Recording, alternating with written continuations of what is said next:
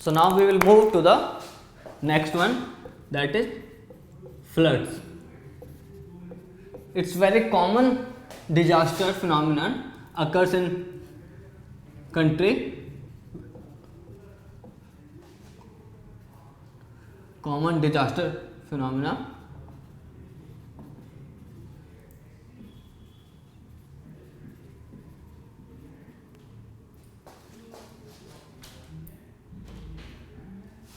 and it basically covers the region near to the river. So flood means basically it's a rise of water level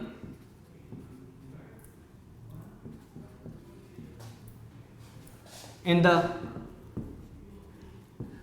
rivers or channels. So basically the rise in water level that occurs either because of high rainfall or because of melting of snow. So the melting of snow is not much common reason behind it, but the high rainfall is the main cause because of for rise of water level. So all these rivers basically they are the part of drainage system,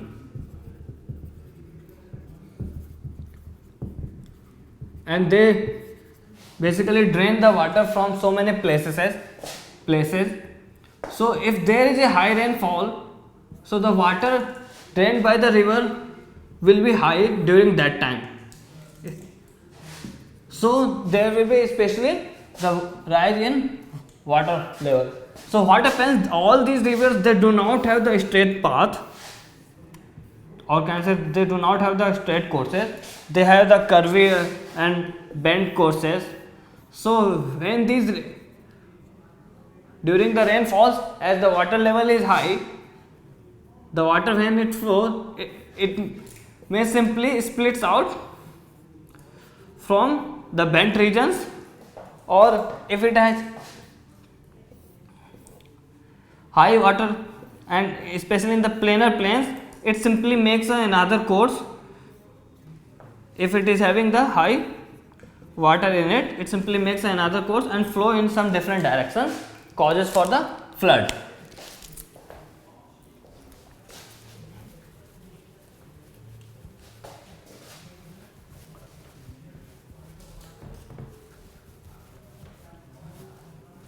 So first point in this one, it is simply the rise in water level. It causes because of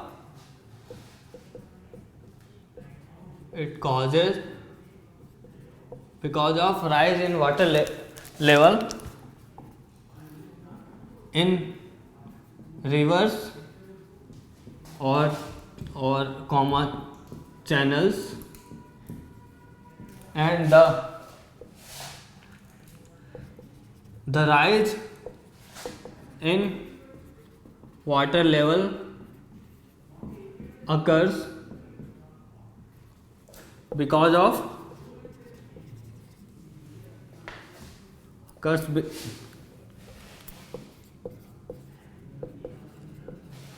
of either high rainfall or melting of snow.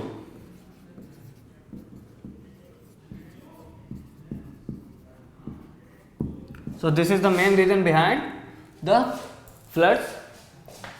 So in India we have lot many places where we generally face, or the flood comes every year during the monsoon or during the high rainfall.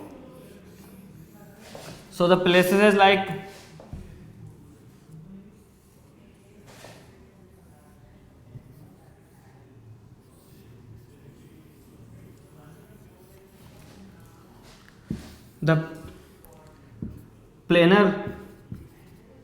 the northern plains, especially in which we have the river Ganga, that's larger river, one of the larger river, and some parts here we have Sindhu, and in the northeastern part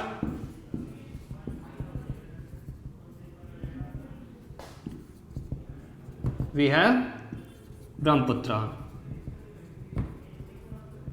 So during the high rainfall, these rivers causes for the flood, and here also we have the Mahanadi, Godavari, Krishna, Kaveri. These during the season or during the monsoon, these rivers also cause for the flood. And here we have the Kosi, and we also know Kosi as sorrow of Bihar.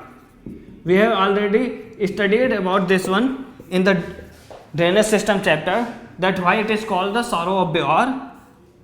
It's just because it brings high amount of sediments from the mountains, and they deposit in the sediments in the simply plains, and these sediments blocks the course of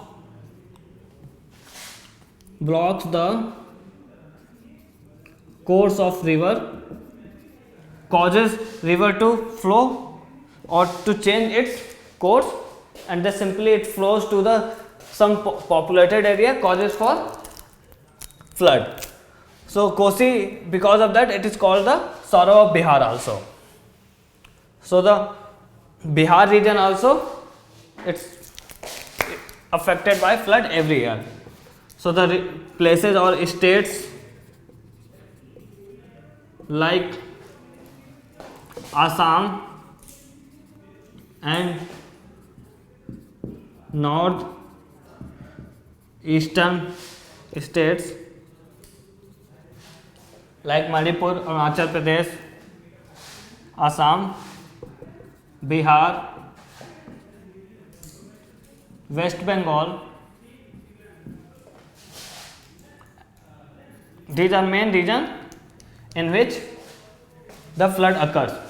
So in northeastern regions, basically the Brahmaputra river and its tributaries, they are very large. The tributaries and the Brahmaputra both have the large amount of volume of water. Because of that, even in normal rainfall, during the normal rainfall also, there generally the flood occurs.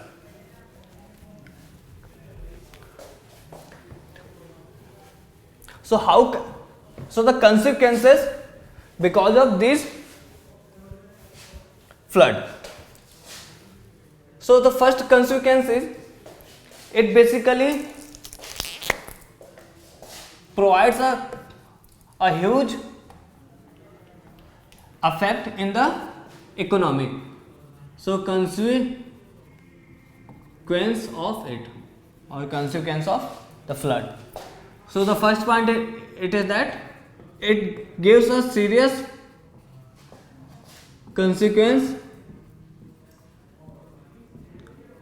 on national economy.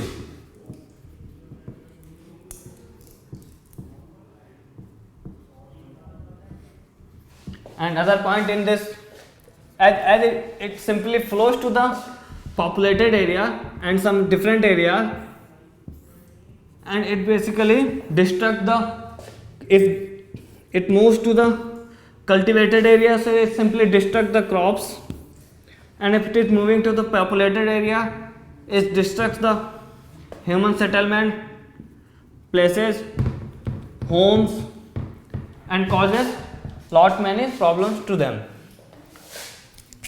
So it destroys crops, physical infra,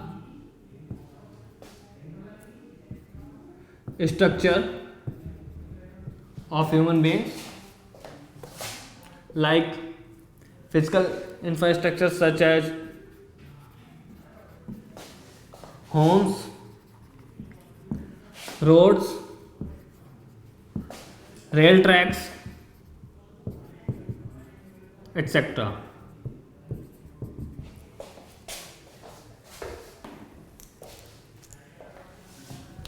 Other than that, about when this flood comes, so about thousands of people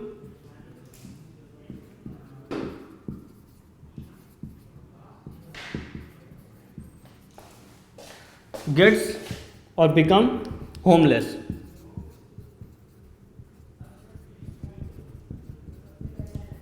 And some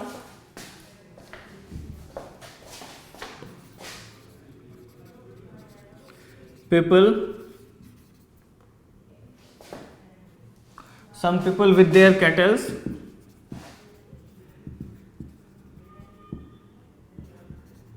are simply washed away.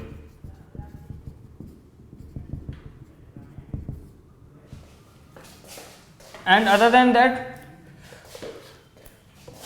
these water, and when this flood goes back, it simply leaves the stagnant water in the pits places, and those water simply cause for the diseases during that time. So diseases like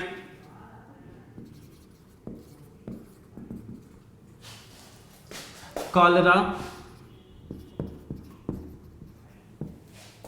hepatitis, and gastroenteritis, and some other water related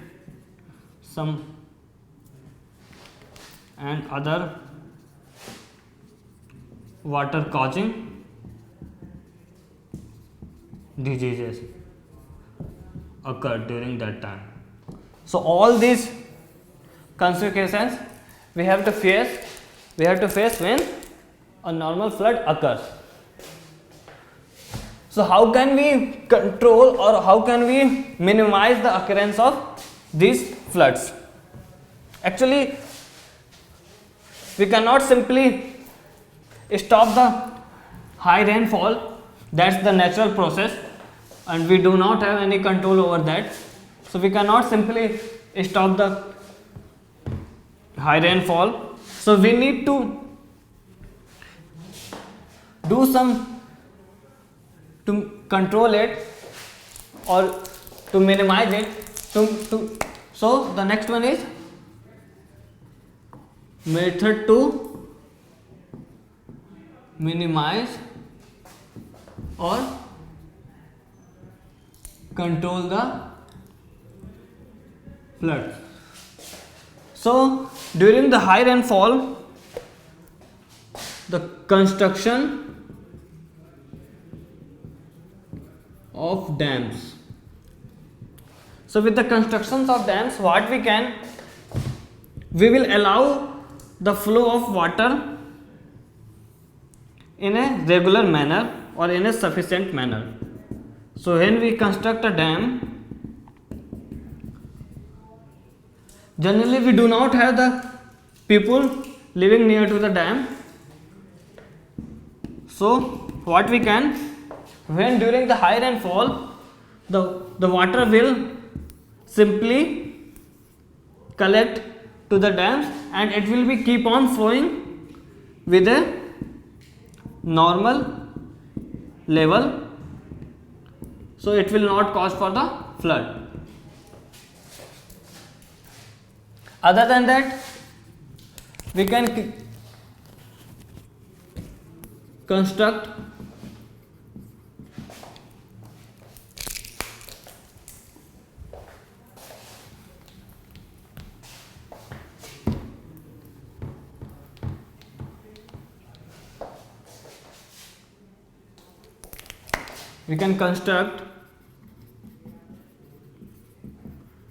the flood protection embankment near to the flood affected areas or near to the flood risk areas. What is this flood protection embankments? Means these are the places, especially the places where we generally have the flood. So what we can do in those places, we can make the homes or big halls kind of things, and that it should be higher in normal grounds. It should be higher so that when the flood comes, the water cannot reach to those places. So these places are basically as rescue homes kind of things or rescue camps kind of things during the flood region, and in those we can provide the shelter, medicines, the food during that time. So the construction of flood protection embankments near to the flood risk areas. Other than that, the most important and common thing is afforestation. The high speed of flow of water